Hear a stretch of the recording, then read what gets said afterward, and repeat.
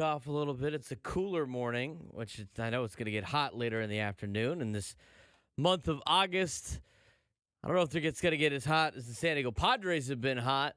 San Diego Padres have been red hot, and that's obviously where we're going to start today's show, talking about Padres baseball.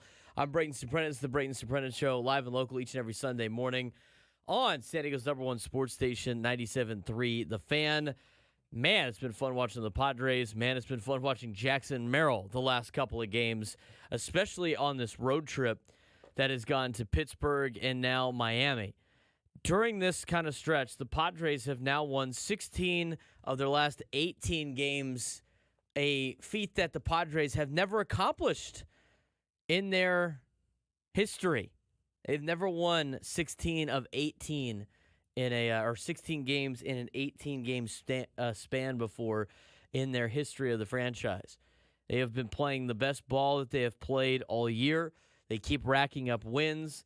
They keep coming back from behind and being able to accomplish this little run that they have been on and have put themselves, if you look at all the standings, in great position, not only for obviously making the playoffs in a wild card spot, but even potentially winning the division, as they're only 2.5 games back behind the Los Angeles Dodgers. They got a 4-game lead in the wild card.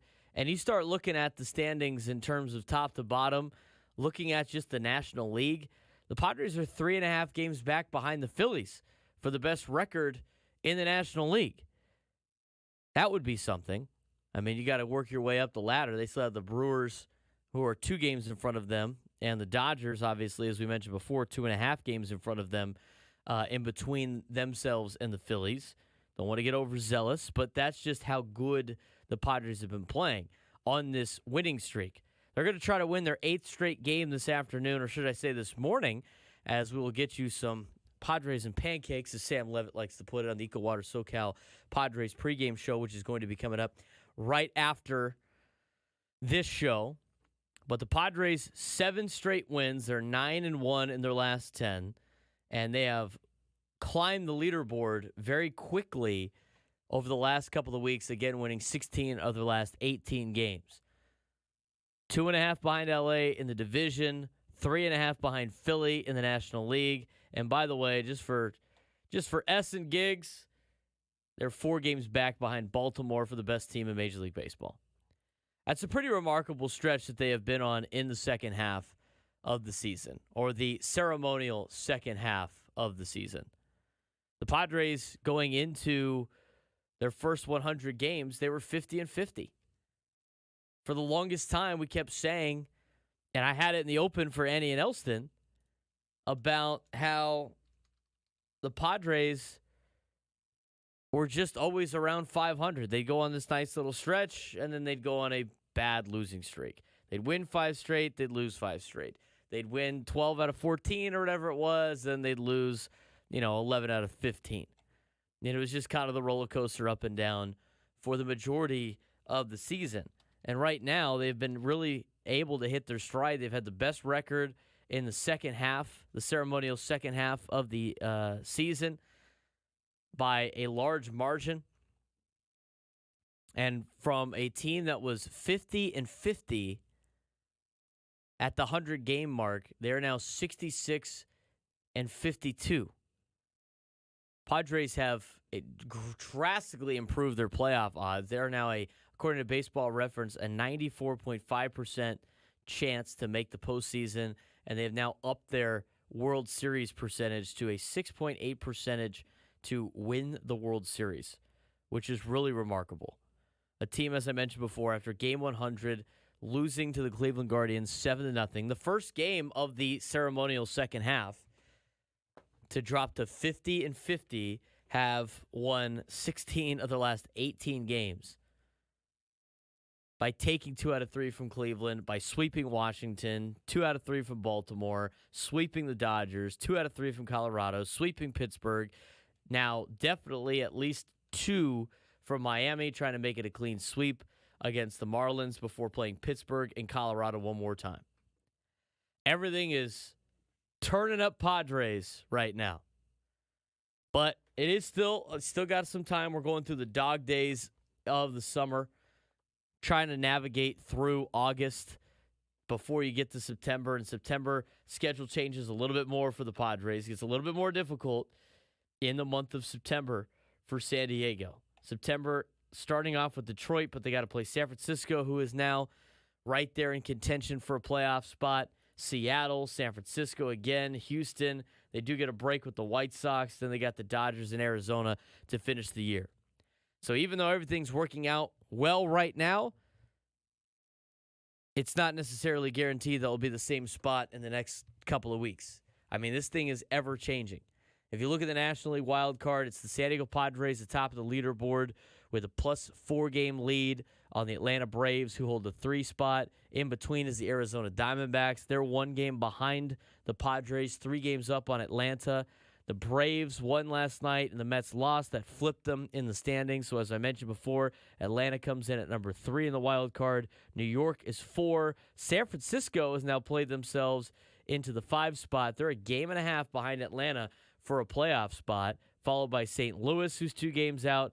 And the Chicago Cubs, now 1 game under 500, have moved themselves to 3.5 games behind Atlanta. Pittsburgh's been struggling as of late, as we mentioned before, with the Padres going to Pittsburgh and taking all 3 games. They have now dropped the first 2 games in Los Angeles, and the Pittsburgh Pirates are probably coming back down to earth.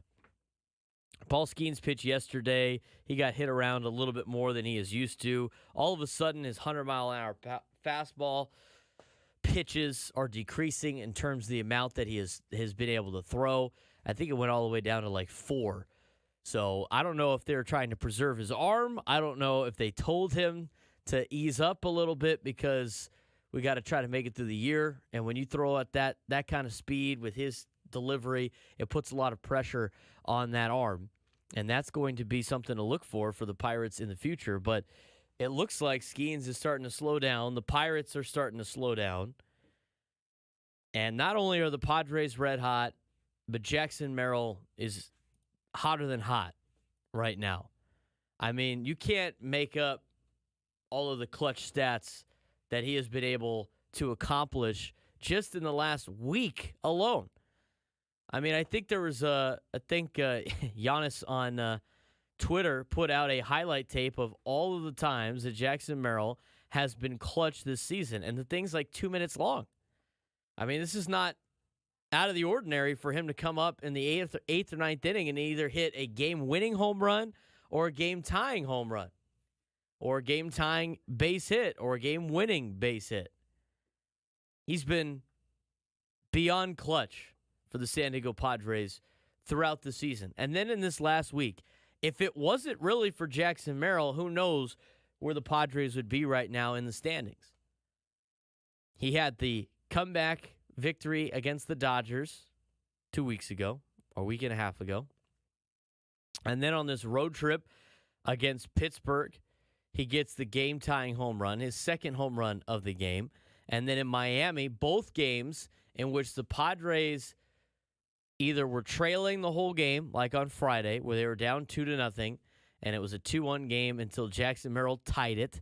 And then in yesterday's game, where the Padres had a lead, got roughed up a little bit, and then all of a sudden, Jackson Merrill, after a nice little rally there late in the ball game, Jackson Merrill with a runner on first and a 2-run homer to tie the ball game up at 8 apiece before the Padres ended up winning the thing last night in extra innings. All within 1 week. And I don't know what other teams are telling their pitchers to throw at Jackson Merrill, because they continue to throw fastballs at a guy that hammers fastballs. I mean, look at the 2 home runs he hit in Pittsburgh. The ones in that comeback game in Game 2 of that series. He got from, I forgot who their starter was the first day, but in the starter who was the soft throwing, what was that, Marco Gonzalez or something like that? He threw him an 88-mile-an-hour pitch right down the middle. Right down the middle. And the guy hammered it for a home run. And then later in the game, David Bednar goes 98 right down the middle. I don't understand what these teams are trying to accomplish against Jackson Merrill. You go through and look at the majority of his clutch hits. They're trying to blow a fastball past a rookie who has been in the league now long enough, and you've seen enough of this guy where you know he destroys fastballs. If it's in the middle or inside, he's going to hammer that thing. Even away. I mean, he's a fastball hitter. He's been tagging fastballs, and teams continually try to throw a fastball by him. I don't understand.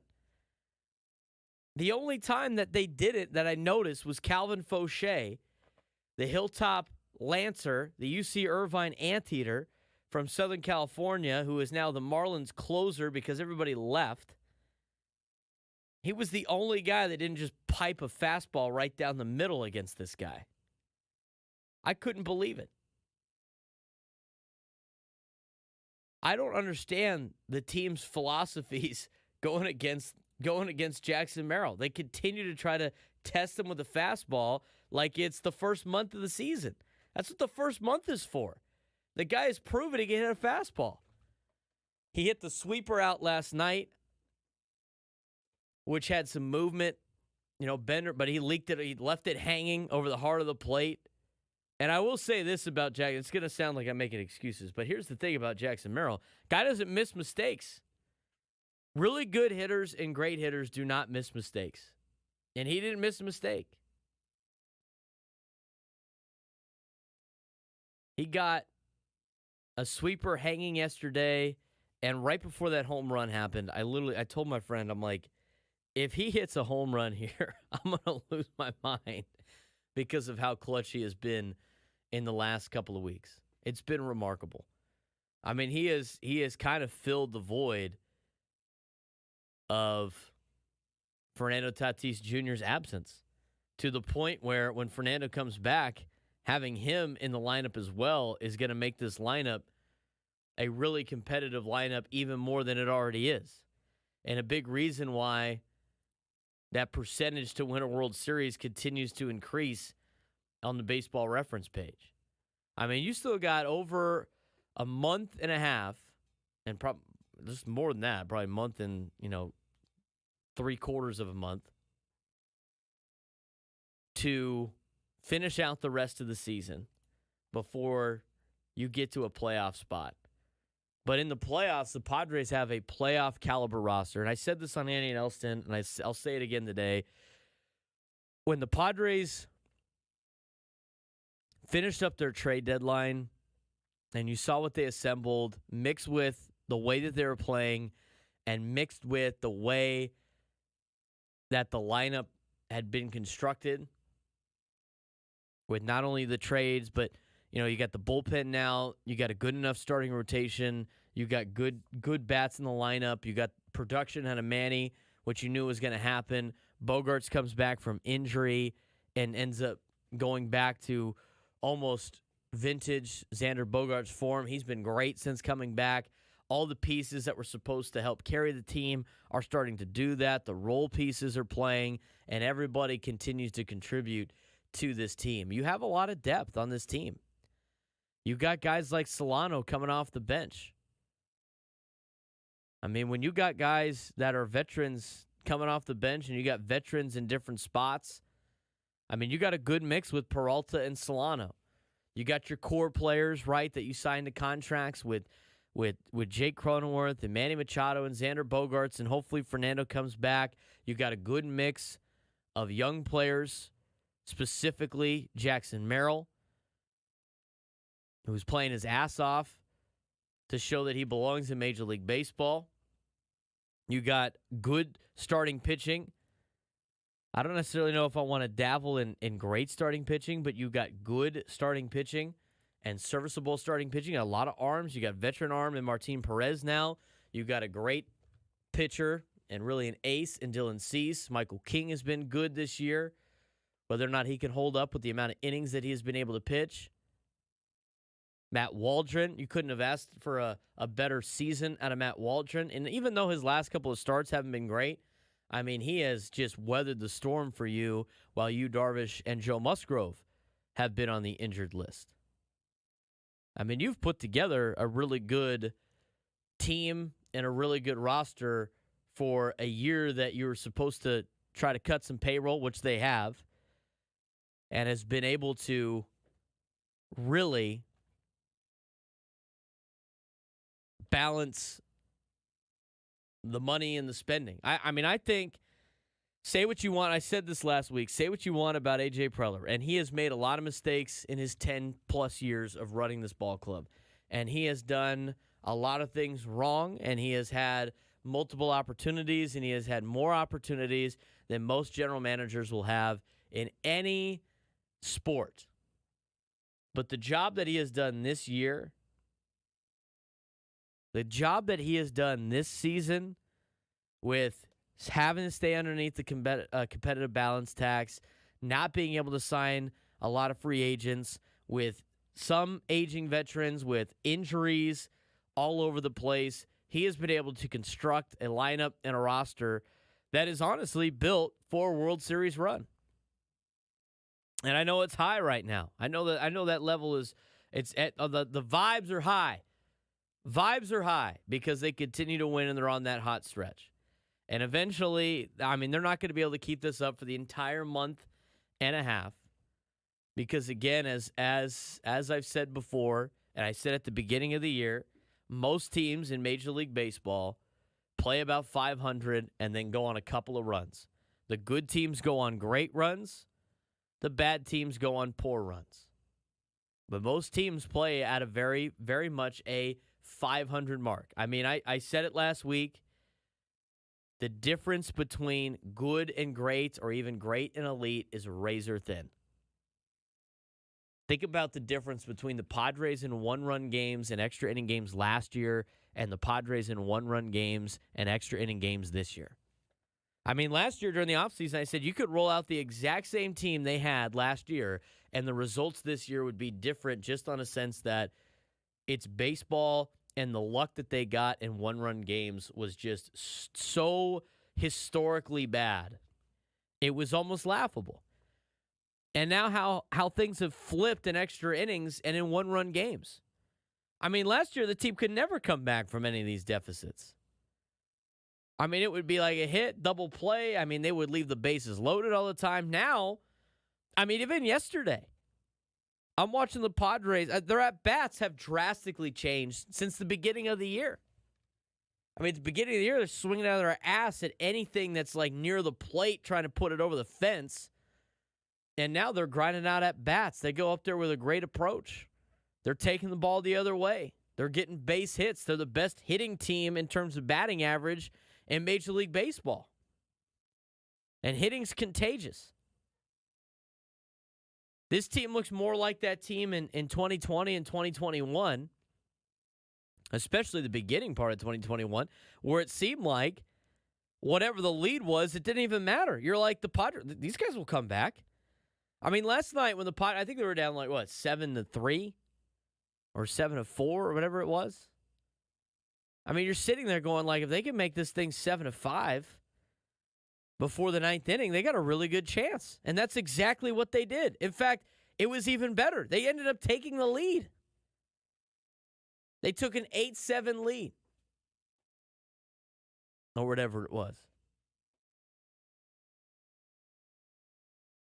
Ended up having to go to extra innings, which was not ideal, but then took care of business in extra innings. I mean, I remember last year. Last year was a death sentence if the Padres went to extra innings. Oh, made it to extra innings. Game's over.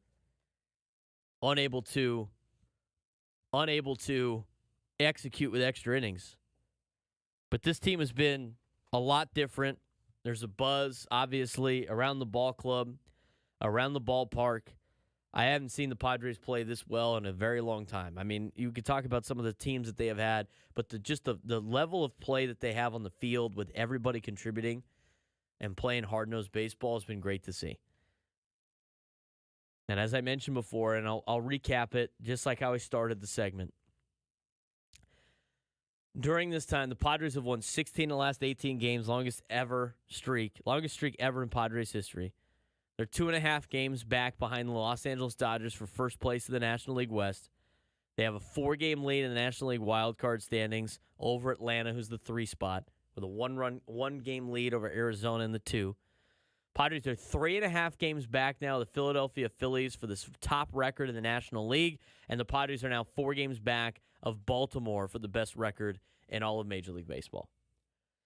Got to continue to put it together today against the Miami Marlins. We'll talk more about that when we get to it in just a little bit. We will also break down the hunt for October, where everything stands. I might have to add the Giants now. The Giants are playing really good baseball.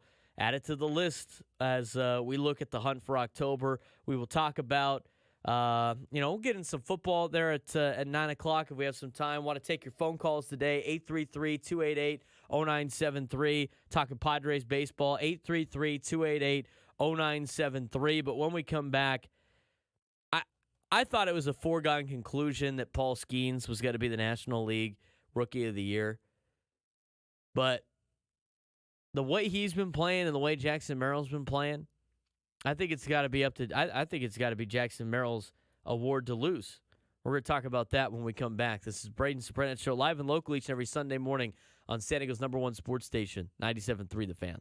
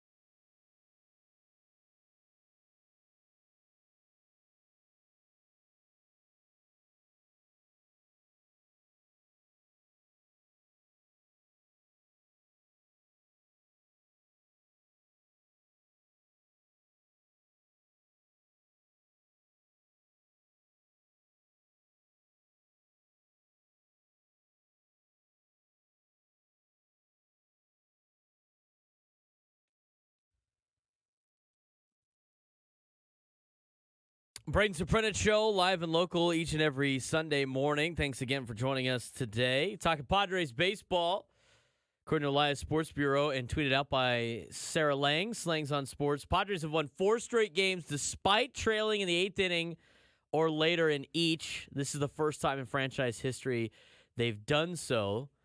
The Giants had a 4-game such streak in May. This is the first season ever where 2 teams have won 4+ straight games despite trailing in the 8th inning or later in each. That's pretty remarkable, actually. If you look at, and I used to do this a lot when I was doing,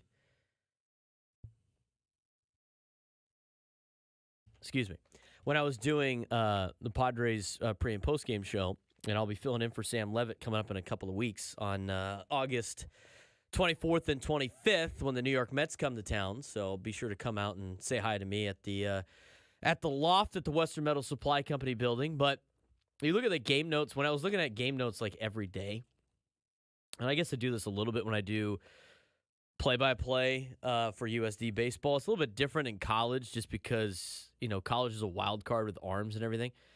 But you start looking at one of the hardest segments to do in a pregame show for baseball is keys to the game.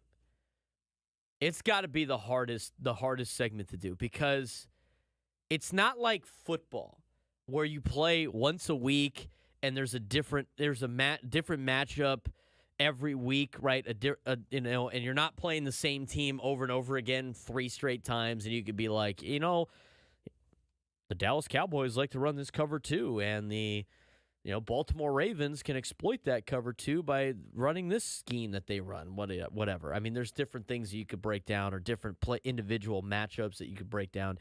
For baseball, it's like it's the same thing every day.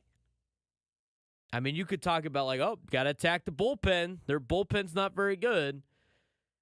And, that's it. I mean, there's not a lot that you could really break down when it comes to keys to the game. And I remember looking at, some of the keys would be like the Padres record when.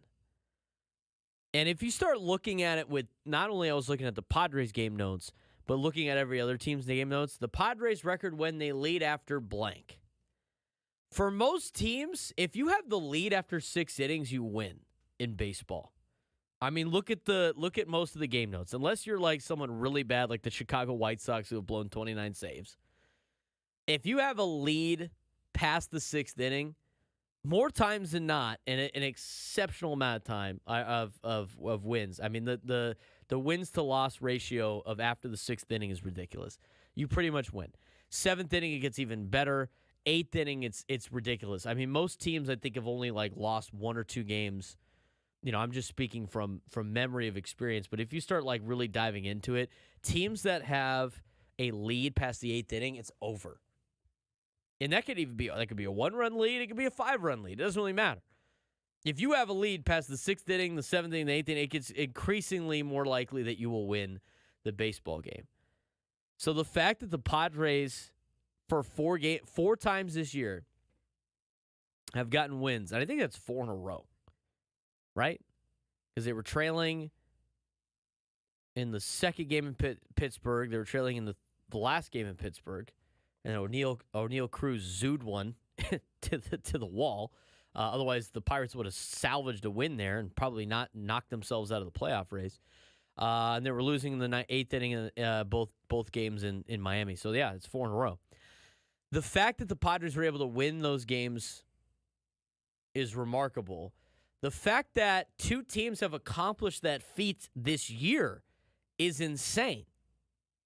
And the same thing that the Padres have never done it before. This is the first time the Padres have done it. The first time the Padres have won 4 straight games in which they had trailed in the 8th inning in each of those games. And what happened in all those games? Jackson Merrill.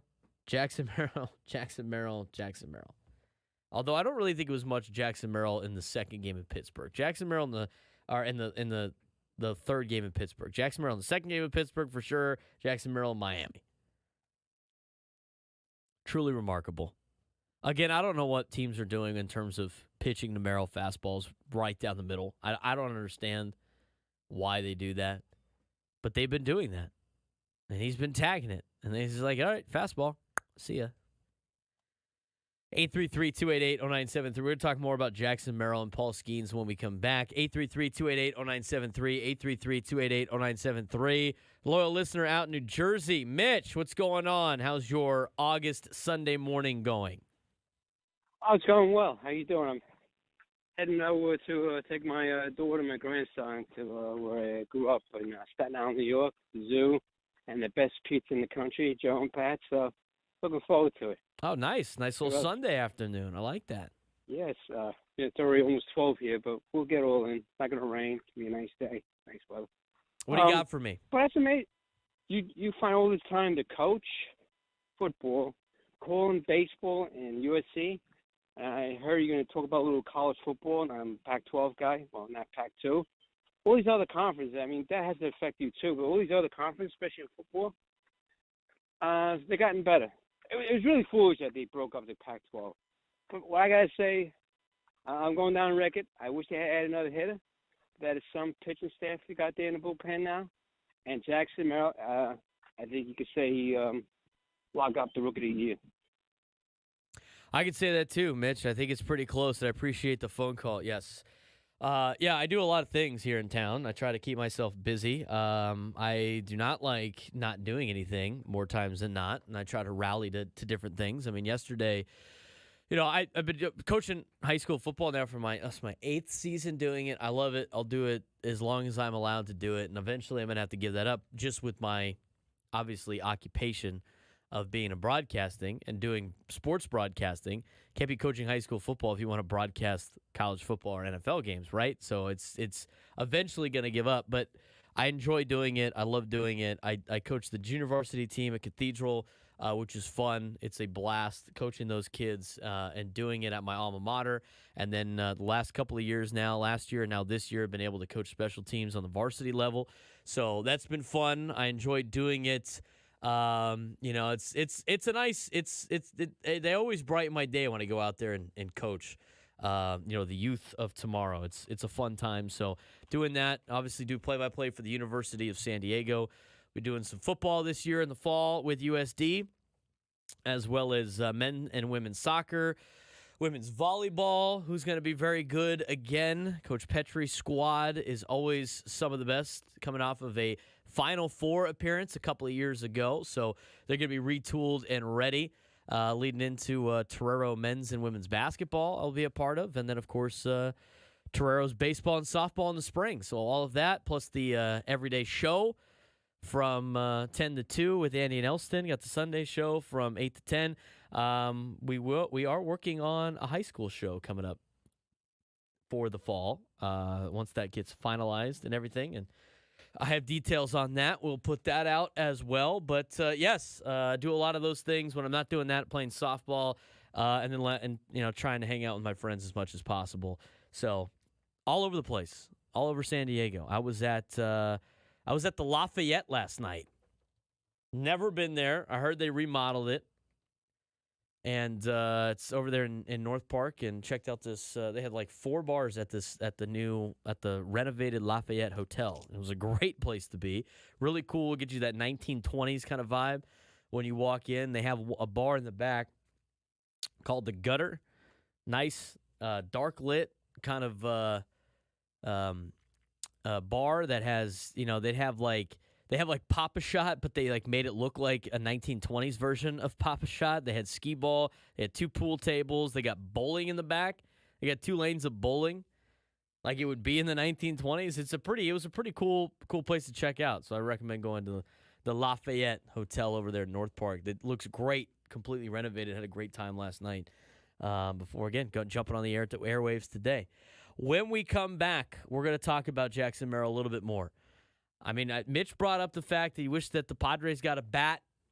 You need a bat when you got Jackson Merrill? Do you need a bat when Fernando Tatis Jr. should be coming back? Plus more of your phone calls. That's coming up next. 833-288-0973, 833-288-0973. This is the Braden Surprenant Show, live and local each and every Sunday morning on San Diego's #1 sports station, 97.3 The Fan.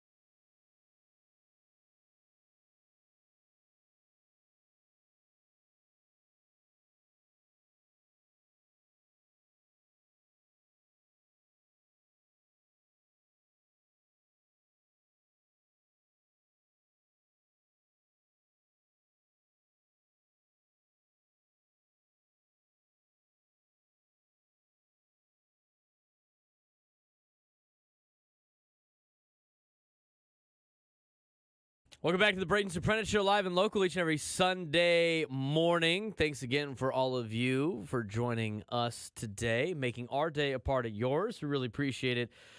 On this Sunday, Padres red hot, Jackson Merrill red hot.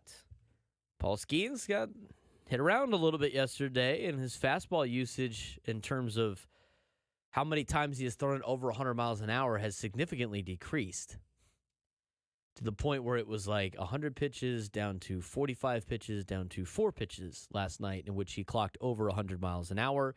Pirates continue to tailspin.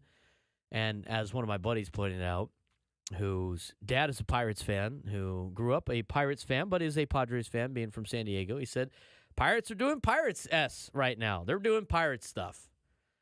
That's exactly what happened. The Padres, I think, put a cannonball through the bottom of their ship. It is slowly starting to sink. If you're the Pirates and you need to protect an asset that is Paul Skeens, I don't know if you keep rolling him out there. And we'll look at the comparison in just a little bit. I want to get to your phone calls, though, 833-288-0973, 833-288-0973. Before I get to that, I do want to mention Kevin Acee pointed this out. We talked about the 16 of 18 that the Padres have won. 16 of the last 18 games, something that is a franchise record. A win today would be the Padres' 17th win in their past 19 games. The only team in the past 7 seasons to go better than 17-2 over a 19-game stretch was the 2021 Cardinals, who went 18-1. That team was managed by Mike Shildt, of course. And it was funny, at the beginning of the year, we had somebody call in, and, when the Padres were struggling, it was like, it's all right. Mike Shilt's ball club's has won 17 games in a row before in August. I'm sure he could do it again. Well, you know what? 16 of 18 is pretty damn close. If they win today and go 17-19 in that stretch, I would almost chalk that up as 17 straight. That is kind of remarkable. Padres have a very favorable schedule on doing that, and they're playing their competition a lot better than they've had in the past. I want to get to your phone calls, though, 833-288-0973, 833-288-0973. Let's start with Caroline. She's from San Diego, driving up to Anaheim on a Sunday. Caroline, what's going on? Hey, Braden. I'm just calling more along the lines of Jurickson Profar and why he keeps getting hit. Do you think it's intentional? Do you think it's not? Do you think it's a mix? What's the deal? Last night it was kind of funny. I was joking with my friends. I was like, every time Jackson Merrill hits a home run and does his little jump on the home plate, Jurickson Profar keeps getting hit by the ball. And I was like, Jurickson's going to keep he's going to tell Jackson, dude, stop doing that. I keep getting hit by pitches, but I don't think that's anywhere close to where it is. Most of the ones where he got hit by the one that he got hit in the knee in Pittsburgh was iffy. And then after that, a couple of them were just, a lot of them have been, the last couple seem like they've been sliders inside that have just hit his back leg. I just think they want to try to attack him inside, but they're going against teams right now, Caroline, that are not very good, and their pitching staffs aren't good. And when you try to attack guys inside and you got guys that can't do it and they miss, they're going to miss inside and they're going to hit you. And I think that's where we've seen a lot of the times that Profar's been hit these last couple of games. But I'll tell you what, guys Profar's getting on base, and he's laughing about it, which is kind of funny. He can't believe how many times he has been hit on this road trip. But as long as it's not, getting him hurt and he's not taking fastballs in the ribs, I think he'll be okay. But I think a lot of it's just accidental right now as teams try to pipe him inside. Yeah, agreed. All right, Braden, have a great day. All right, appreciate it. Thank you very much for the phone call. Let's go on to the next one here. Let's go out to James in San Diego. James wants to talk about the Rookie of the Year. James, what's going on? Hey, what's going on, boss? What do you got? So, yeah, everybody wanted to have Paul Skeens, Rookie of the Year, National League. This guy's out here once a week doing things, and Jackson Merrill's out here, 4 to 5 times a week doing his thing, coming in clutch. Paul Skeens is getting hit around. He does, he has not as many wins as he has outings, and he has got his first loss. I don't see how a pitcher that does that once a week is even in the conversation with a kid who's hitting, probably going to end up over 300 with clutch home runs, 5 days a week. I'm just not sure how they're going to give Paul Skeens that award when you got kids like this out here every day doing it. Not to take anything away from Paul Skeens, the kid's playing phenomenal baseball out there, but I don't know. I agree to that point. I mean, it's a big question. James, I appreciate the phone call. It's a big question on why there isn't like a National League Rookie Pitcher of the Year award. Maybe you add another one there because, I mean, if you look at Paul Skeens and what he has done this season, it's been really good. He's 6-2 with a 2.25 ERA, but he's only played in 15 games. He has 15 starts. He has thrown a total of 92 innings. I mean, he hasn't even thrown 100 innings in Major League Baseball yet. His numbers are ridiculous. I mean, he has a 183 ERA plus, and you could sit there and we can nitpick stats all we want, and stats. Even though stats are facts, you can select certain stats that prove your side of everything, right? And then all of a sudden talk about why that stat is more important than the other person's stat. So, I think you're splitting hairs on that. I mean, I could sit there and be like, Jackson Merrill hits 294, and hitting 294 is better than, this for a pitcher, even though it's apples and oranges. Everybody wants to compare Paul Skeens and Jackson Merrill because those are the two top rookies in the National League that are probably battling for the National League Rookie of the Year award. But at the same time, I mean, how do you compare a pitcher and a starting pitcher? I mean, a starting pitcher and a position player? I mean, Merrill plays every day. Guy's playing every day, and he's putting up these are his season stats. He's got a 3 WAR. He has 17 home runs, a 294 batting average. He has 64 RBIs and 58 runs scored. He's got an OPS plus of 126. Paul Skeens has a 3.8 WAR. I guess if you go off WAR, Skeens is better. But I agree. I mean, we'll see how much longer he pitches. I mean, he didn't come up. He didn't start the season at the beginning of the year. He came up a little bit through the season, and he's got good numbers. But I agree on the stat that it's he doesn't play every day. But it's a hype award. I mean, these awards that are picked by writers, and there's a lot of great writers that vote on them. A lot of our local writers vote in these, right? When you're part of the baseball. Writers, Baseball of America, whatever, the Writers Association or whatever it is. Guys like A.J. Cassaville and Scott Miller and, those are some of and John Maffey. I mean, these are some of the local writers that vote for these awards. They don't know what awards they're going to vote on until at the end, and then they can't obviously talk about it. But a lot of it is hype. I mean, let's talk about this. I mean, Jackson Merrill is very popular out here on the West Coast, but if you start looking at, how they evaluate and how they rank some of these players, I mean, they had Jackson Merrill ranked in the latest National League. This is according to ESPN.com. This is 3 days ago. Bradford Doolittle and Chris Ello pointed this out. But they have Jackson Merrill as the 6th best option for Rookie of the Year, one spot above Matt Waldron at 7. They have Paul Skeens at 1. They have Mason Wynn for the Cardinals at 2. Shota Imanaga at 3. Michael Busch of the Cubs at 4. Tyler Fitzgerald at 5. Tyler Fitzgerald's had a good year, but he's just starting to come on. Jackson Merrill, Matt Waldron, Yamamoto of the Dodgers, Brian Hudson, Jacob Young. I mean, that's in order. They have Merrill at 6. If you switch Jackson Merrill and Jackson Holiday, you switch their teams, I guarantee you, you would not see enough. You would see so much Jackson Merrill crap on MLB Network, it'd be ridiculous. Could you imagine if Jackson Merrill was playing on the East Coast? It wouldn't be a question. Compared to him and Skeens, at least, Skeens is more on the East, and he's got the hype of, he dates Livy Dunn. He's from LSU, right? Everybody saw him in the College World Series.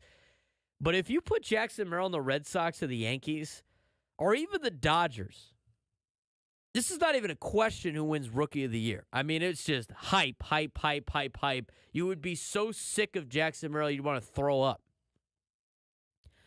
But it gets lost in this corner of the United States in Southern California.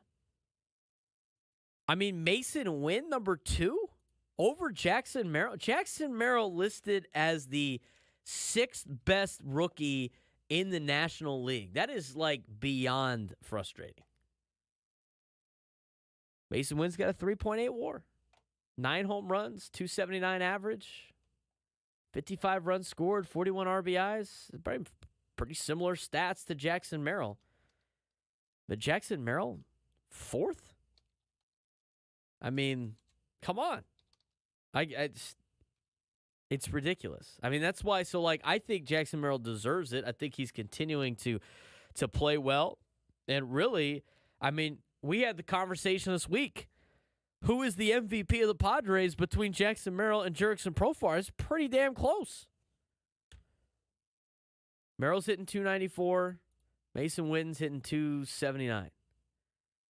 Jackson Merrill has more RBIs than Wynn. I mean, Jackson Merrill is better than Wynn on a lot of different categories. He's 6th, Wynn's 2nd. Wynn is the number 1 ranked position player in the National League Rookie of the Year deal. I mean, they got Tyler Fitzgerald over him, and he plays. Why? Because he plays for the Giants? I mean, he's been great. I mean, I think he homered in like 6 straight games or something ridiculous. But to have Jackson Merrill not on that, not in like not even in the top 5, man. Not even in the top 5. He's at number 6. I got to see.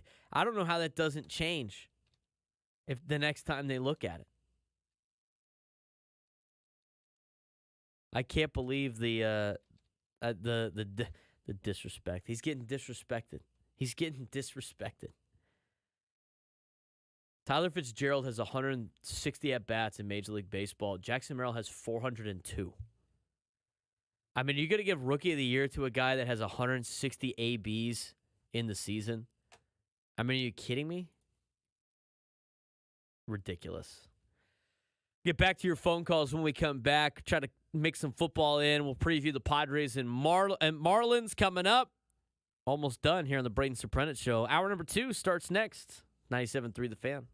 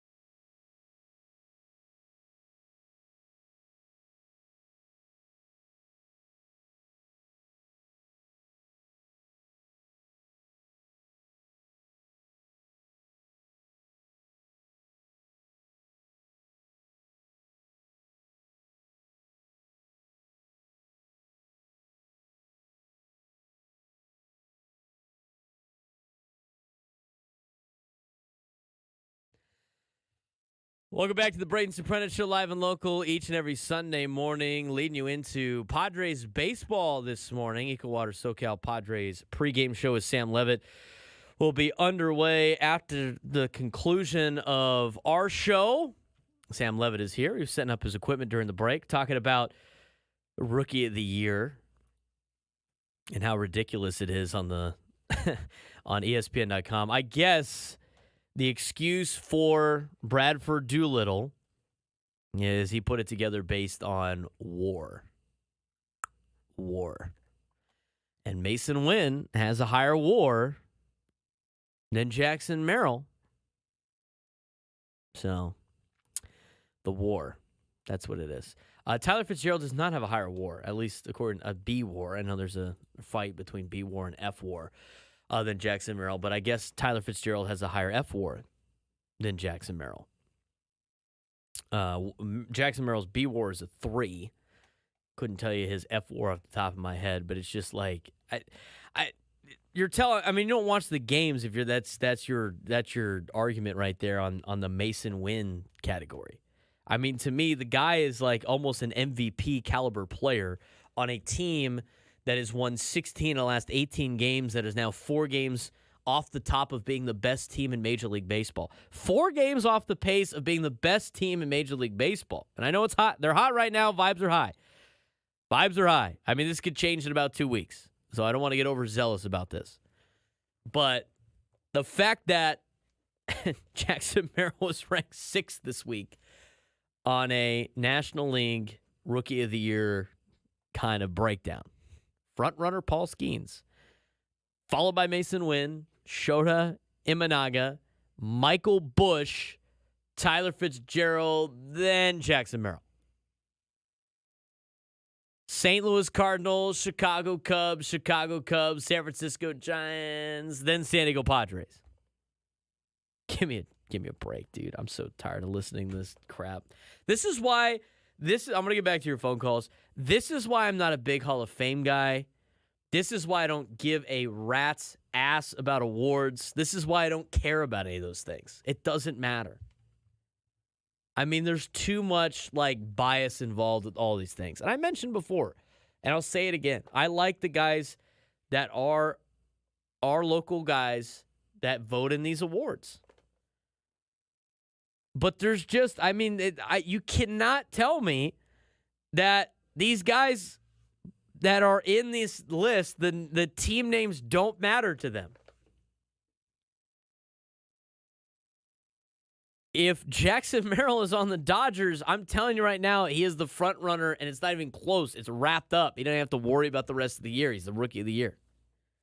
That's why I don't like getting bothered down with this. I don't like getting sucked into these things. I don't care about the Hall of Fame. It's whatever.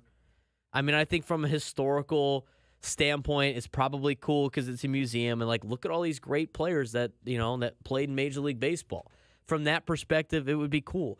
But the voting process for Hall of Fames and everything, I mean, there's so many. As we like to say, politics. There's a lot of politics involved with all of these things. That's why I don't really care about them. I mean, biggest mover on this list said that Tyler Fitzgerald would be on this leaderboard would have been impossible to foresee last time when we did this, and that was only a few weeks ago. Since then, he has hit like Barry Bonds. A comparison I already made in print this week. I'll do it again if I have to. Since last edition, Fitzgerald's hitting .354 with an .848 slug, 11 homers in 24 games. That 162-game pace translates to 74 home runs, or one more than Bond's single-season record. We are going to say that Tyler Fitzgerald, in 160 at-bats, who has, in his last couple of games, the last 24 games, has hit 11 homers. Therefore, if he did it over 162 games, he would hit 74 home runs. That's what we're hanging our hat on right now. Guy's got 160 ABs in the majors. They're like, well, you know what? If he played these 24 games for 162, he would beat Bonds' single-season home run record at 74 home runs. Are you out of your mind? Are you kidding me? We're grasping at straws here. Well, he's hitting like Barry Bonds these 24 games. Are you kidding me? Oh, man. I can't take that seriously. I mean, Bradford Doolittle was on a lot of good stuff. It's hilarious to me that we're going off of, well, in his last 24 games, he's on pace to hit X amount of home runs. I'm going to, during the break, I will look up what Jackson Merrill is putting up in the last couple of games. I mean, because if you look at the last 5-6 games, Jackson Merrill's hit a lot of home runs. I mean, that would be on pace for whatever. Got 17 pumps this year in Major League Baseball. Again, over 100 and he's got 400 at bats. And Tyler Fitzgerald has 160. I mean, it's not even. I shouldn't even give this any more time. It's so hilarious. So hilarious. I will have that stat for you when we come back on the next break, which we're not going to right now because it's 9:06. But I do want to get back to your phone calls. 833-288-0973, 833-288-0973. Let's go out to East County in El Cajon. Brandon standing by. Brandon, what's going on?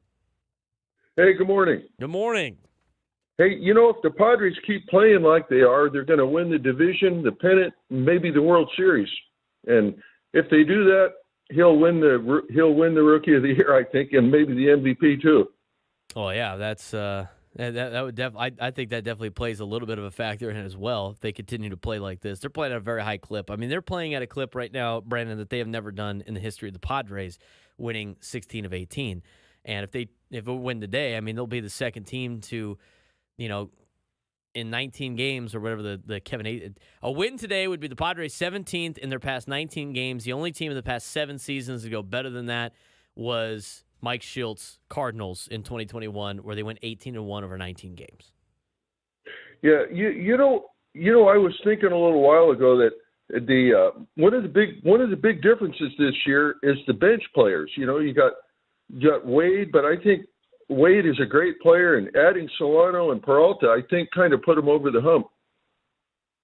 I like these the role players on the Padres are very good, Brandon. I mean, I think they've done a really good job this season. I think the veteran guys in Solano and Peralta have done really good. I mean, like David Peralta, I talked about this with my buddies yesterday, and my friend brought this up. It was like David Peralta has been like the player that they were hoping Rougned Odor, Robinson Cano, Nelson Cruz, Nomar Mazara were supposed to be.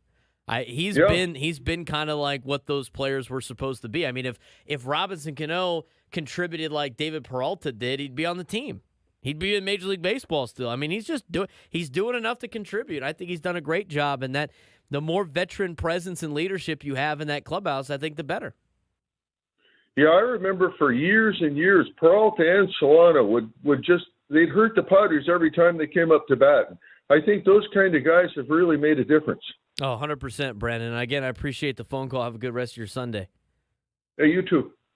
It made a difference, for sure. I mean, I don't know how many times I watched Solano, destroy the Padres as member of the Giants. And I don't know how many times I saw David Peralta kick the Padres' ass in Arizona. It's good to have those guys back. I mean, now, add Juan Uribe to the list. You'll be feeling really good about yourself. What's Brian McKinney? What's Brandon McKinney doing? Destroyed the Padres. There's a lot of Padre killers out there. Let's just make a team of Padres killers. Because if they're on our team, they can't hurt us, right? They can only help us out.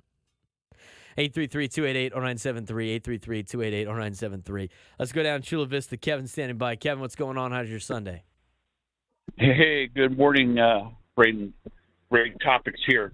I wanted to talk about Fernando second. I'm going to talk about Jackson Merrill first. A couple of the arguments that I don't hear being made hardly at all in favor of him being the number one rookie this year is the fact that this kid jumped 2 levels to get here overnight. And on top of that, then they asked him to do a major position change. And it's not like you're going from, shortstop to first base. You're going shortstop to center field, one of the more difficult positions to play based upon the differences in ballparks, et cetera. So I think more needs to be made about what he has accomplished and what he has gone through to get to this point. compared to the other so-called candidates. So I'd lift that up to you all to keep that at the front of the argument, because it basically takes away all the rest of the bluster from the others. They didn't do this. What this kid did and has done is beyond unique. And, I've watched baseball for many, many years, and I don't remember a rookie like this coming up and having this much impact. So I'll leave you with that. Opening up the Fernando question, I don't know if it's been talked about with you guys or not, but there's a lot of murmuring out there about what to do with Fernando. I come from the old school, as you know, and I want to win. Winning, in my mind, comes first. I'm not worried about his contract. And this team, remarkably, what is different from last year is the intangible mojo. Last year's team just did not have the chemical mojo, as we all witnessed, to make up a winning squad. This year, the pieces of the puzzle are working, and I don't want to see that get jeopardized too much. I understand the young man's going to come back and he's got to play, but I have to say he should be expected to and be required to perform. And the disappointing thing to me about Fernando, in as much as he is a great athlete when he's available. And I think, what has he been here now? 5 years, Braden? Is that where we're at with Fernando? Yeah, he's been here since 2019. Right. Have we had a full, complete season with Fernando? No, the most he ever got was last year. He played 141 games. Right. This is a problem. And this is when you start having this debate about long-term contracts. This is why I freak out when I see these long-term contracts, because when you get stuck into these guaranteed payouts, as you have with him and some of the others, this is the risk here.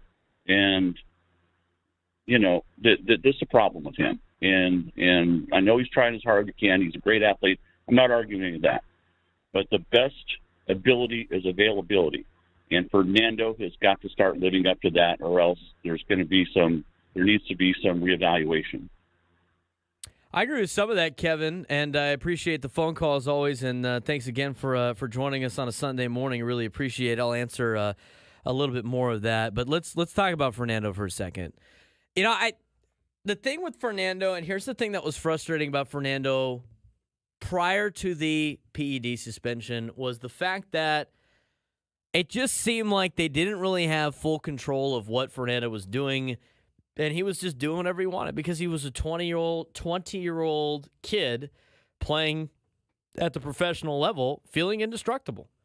Doing a lot of things in the offseason that were probably not ideal, and getting himself into trouble doing those things, and and then dealing with the PED suspension and everything. And I think since then he has changed as a player. And you know what? He has missed a lot of the season, but a stress reaction in your femur, I don't really know what you want him to do when your femur has a problem like that. I mean, seriously. He's got a crack in his femur, the strongest bone in his body. It's not really his fault about that. It's not like, what, did he not take care of his body enough? I mean, to me, here's my thing on Fernando. He is a lot like, now, he is a better player than this player I'm going to compare him to, and it's a little bit of an apple to oranges comparison here. But the type of player that Fernando is the exact same as Charger fans Ryan Matthews. Ryan Matthews was a guy that went super hard all the time, and his body could not hang with him because he would be 0 to 100 on every single play, and he got beat up, and he got banged up, and he got out of the league very quickly because he kept getting hurt because he'd go so hard all the time. Now, Fernando is a way better player at least when he's going hard compared to what Ryan Matthews was in comparison to what their leagues were and playing in the National Football League and what he was as an impact player in the NFL compared to what Fernando is as an impact player in Major League Baseball. But that's the type of player that Fernando is. He goes hard, and his body has not been able to hold out for a lot of these things. Now, does that have to do with maybe strength conditioning? Maybe a little bit, but I don't think it's too much. Here's the thing on the guaranteed contracts. I mean, with Major League Baseball, all contracts are guaranteed. That's more of a baseball problem than anything else. And if you want to get a player like Fernando Tatis Jr. on your team, you have to make those type of deals. Otherwise, you don't get those type of players. And if you want to be the Tampa Bay Rays, go ahead and sign up to be the Tampa Bay Rays. I don't think that's a good spot to be either, because they haven't won a World Series either doing what they're doing. What would be better to you, Padres fans? And again, I ask this, and this, I mean, you could have it either way. Would you rather have a team that has young players all the time, that doesn't cost a lot of money, they play hard, they win games, you're in it every year, but once those guys get off their rookie deal, they're out of here? I mean, if you like that, that's cool. I mean, I personally don't like seeing 1,000 different jerseys at Petco Park. I think there's a little bit of both that you have to have. Had the Padres spend probably a little bit too much money on some of their core guys? Yeah, I don't think anybody's really arguing that. But it's a no-brainer to sign a guy like Fernando. Like, what if you did the same thing with Jackson Merrill, right? The only difference is Jackson Merrill in his first year, he hasn't gotten hurt, knock on Formica, as Craig says. But let's say you give Jackson Merrill a big contract because you want to keep him around. Giving young guys big contracts makes sense to me because you're buying them out of you're buying all of their young years. You know, giving a guy like Xander Bogaerts a big contract doesn't make a lot of sense to me. But you know what? I like that he's on the team. I love that he's on the team. That's what you have to do when you got to get guys like that on the team. You know, veteran leaders like that, veteran players like that, that's what you have to do. Otherwise, you don't get those players unless you want to draft them. But if Jackson, the injury thing is it's different. I think it's different now. If Fernando was continually getting hurt doing dumb things off the field, I think you would have look, we can't have this anymore. We got to get rid of it. He's never going to change. We got to get rid of this. But I don't think he's the same as he was before the injury and the PED suspension, the not getting the surgery. He got the surgery on his shoulder. And before he got hurt, again, it wasn't even, he was playing on a broken leg for months, and he had 279 with it. I mean, this season in 80 games, he has had a 130 OPS plus. When the guy's in the lineup, he helps the ball club. You can't, what are you going to do, get rid of him because he gets hurt? I mean, a lot of that is luck. It's unlucky that his femur fractured or stress reaction or whatever it is. I mean, what are the odds of that? What did he possibly do to have that happen to him? Pre-PED suspension, Kevin, you got a point. Post-PED suspension in this year, he played 141 games last year. Some of that was the PED suspension, but aside from that, he made it through the entire year without getting hurt. And then this year, I think it's a little bit of bad luck. Was he doing anything out of the ordinary to have that happen? I mean, how does that happen? But you got to have this guy in the lineup. Here's the other thing, too. People always like to point out that the Padres' record without Fernando seems to be a lot better. I don't think it's that big of a deal. I don't think he's like this big cancer everybody just assumes that he is, because the Padres have played good baseball without him. The Padres played great baseball with him in 2020. And they played great baseball with him in 2019. But until that guy's femur heals, you're going to have to wait for him to come back. I mean, hopefully he can make it through an entire season next year. He's only 25. He'll be 26 next year. Here's the thing. If you get... Now, I got to take a break because we got to get up to the Eco Water SoCal Padres pregame show. If you make a run to the World Series while he's on the team during his prime years, or if you get full seasons out of Fernando in 26, and when he's 26, 27, 28, 29, in 2 or 3 of those seasons, it's worth it. It's worth it. The guy goes hard. He goes harder than his body can keep up sometimes. So it's a hard spot of, do you want him to go that hard? The answer is yes. But do you want to take it off and be like, hey, you got to slow down? I mean, that's why he's the player that he is. That's why I like the Ryan Matthews comparison. Ryan Matthews was a great running back, but his body could not take the beating of doing what he was doing at the NFL level. And Fernando goes hard, and his body can't keep up with it. At least his, young 20s body, and we'll see what happens when he starts getting some man strength and starts building up a little bit more. Want to get back to your phone calls, 833-288-0973. We'll take your phone calls when we come back, leading into Equal Water SoCal Padres pregame show with Sam Levitt right here on San Diego's #1 sports station, 97.3 The Fan.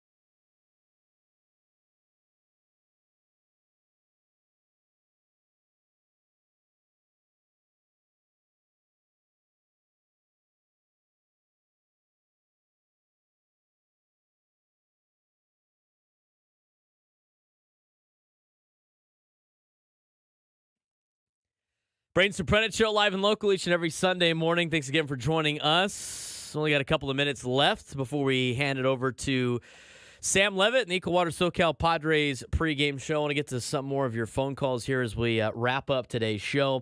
833-288-0973. 833-288-0973. Let's go out to Lakeside where Luke's standing by. Luke, what's going on? Hey, what's going on, Braden? Hey, listen, man, I don't want to sound like a negative Nancy, but whoever the caller was that was talking about the durability of Fernando, that guy can kick rocks, and I hope he stubs his toe, and here's why. Fernando, not only did he take a beating on his body, but if you look at every single game and every single at-bat, that man is always getting a high fastball up and around the head, and he's doing some sort of matrix move to get out of the way. And that's every single at-bat that he faces a pitch like that.